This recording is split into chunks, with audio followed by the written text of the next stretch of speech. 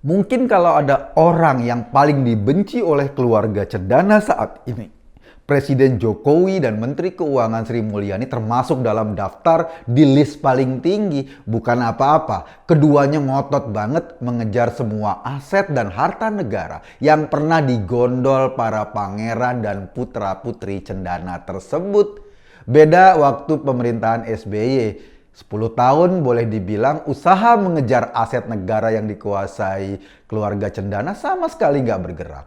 Makanya wajar sih jika selama 10 tahun berkuasa para pangeran dan putri mantan diktator Indonesia itu anteng-anteng aja hidupnya. Mereka nggak gangguin pemerintahan SBY. Nah, begitu Pak Jokowi memegang kekuasaan tertinggi di Indonesia, mulailah perburuan aset-aset rakyat itu dilakukan. Mereka atau para pangeran yang selama ini hidup dari bergelimang penguasaan aset rakyat mulai gerah karena barang jarahannya mau diminta kembali oleh pemerintah. Mereka melawan. Kadang-kadang perlawanan mereka dengan cara memelihara kelompok-kelompok pengasong agama yang teriak-teriakan kritis pada pemerintahan Pak Jokowi. Tapi ya nggak masalah, silakan aja mereka melawan.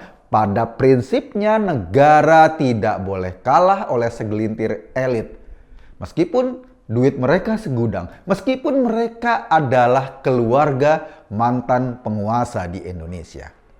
Ingat dong, gedung Granadi disita oleh pemerintah. Taman Mini Indonesia Indah dipaksa untuk dikembalikan sebagai aset negara. Dan yang paling akhir, ini paling akhir yang kita lihat di media sosial beredar adalah panggilan terbuka dari Kementerian Keuangan yang ditujukan kepada salah satu pangeran cendana Tommy Soeharto sebagai pemilik PT Timor Putra Nasional.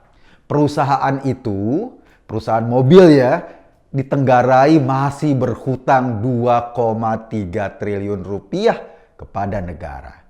Ini menyangkut pinjaman PT Timor itu ke Bank Bumidaya. Bank Bumidaya sekarang udah ngelebur jadi Bank Mandiri.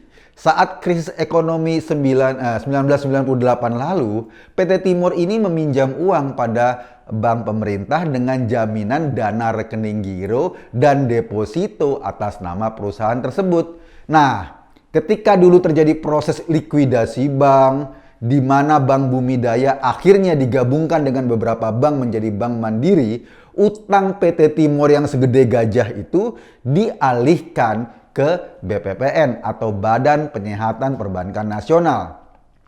Sekitar 30 April 2003, BPPN bermaksud menjual dan mengalihkan utang tersebut kepada sebuah perusahaan swasta namanya Vista Bella Pratama. Sayangnya, rekening dan deposito milik PT Timor sebagai jaminan pinjaman nggak ikut dialihkan.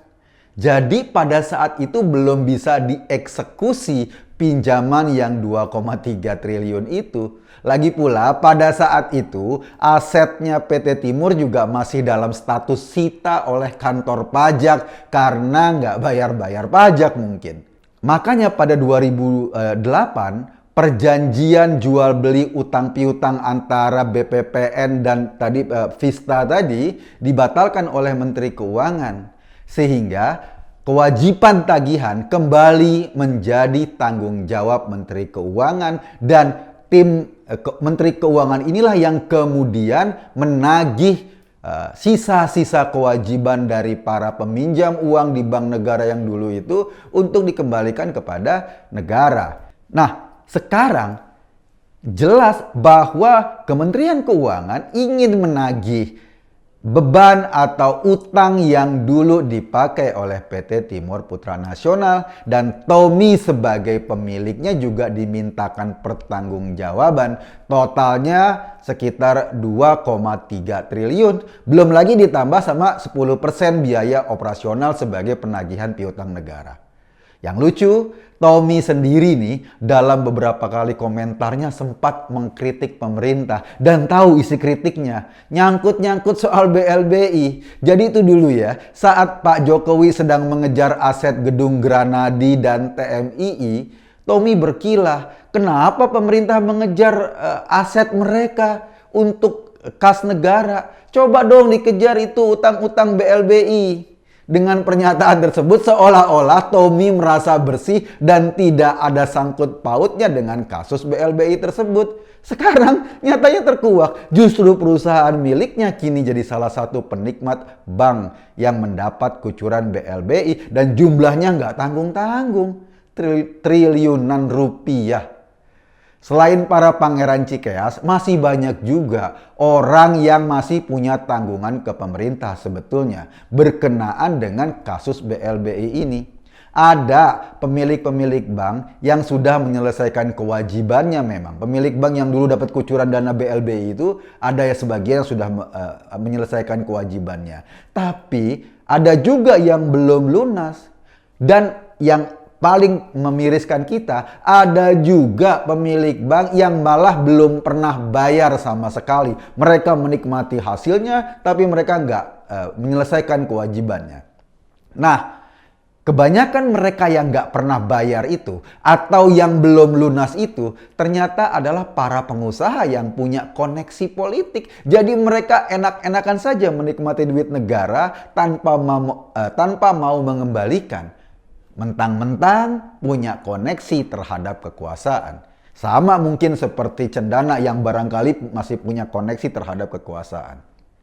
Sadar bahwa duit negara masih nyebar di tangan orang-orang yang nggak benar, akhirnya Pak Jokowi mengeluarkan sebuah keputusan untuk membentuk Satgas yang tugasnya memburu aset-aset BLBI yang belum berhasil dikembalikan ke kas negara. Targetnya penyelesaian hutang atau menagih utang sebanyak 110 triliun rupiah. Mereka ini terdiri dari 22 obligor, maksudnya 22 bank yang dulu dapat kucuran dana BLBI. Dan bank-bank itu punya peminjam atau nasabah-nasabah kreditur yang dulu minjem duit dari bank itu jumlahnya sampai 12.000. Jadi dari sejak 1998, pinjaman-pinjaman itu masih banyak yang belum dikembalikan. Dan karena bank itu sudah dikucurkan bantuan BLBI, maka pinjaman itu sekarang ditagih oleh negara. Ketua Satgas untuk mengejar aset-aset BLBI itu adalah Menko Polhukam Mahfud MD. Ditunjuk untuk mengepalai bagaimana mengembalikan semua uang rakyat.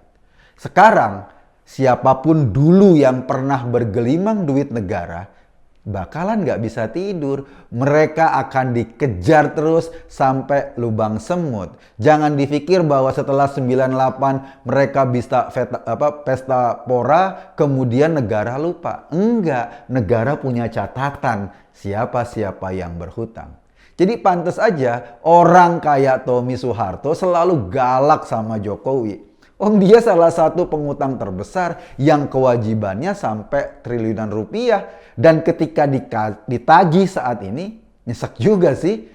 2,3 triliun itu bukan duit yang sedikit loh.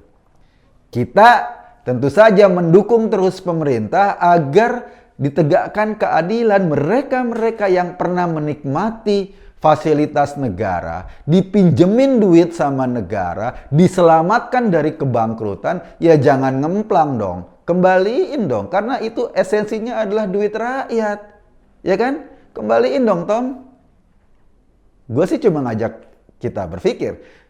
Kesimpulannya ya terserah Anda. Terima kasih.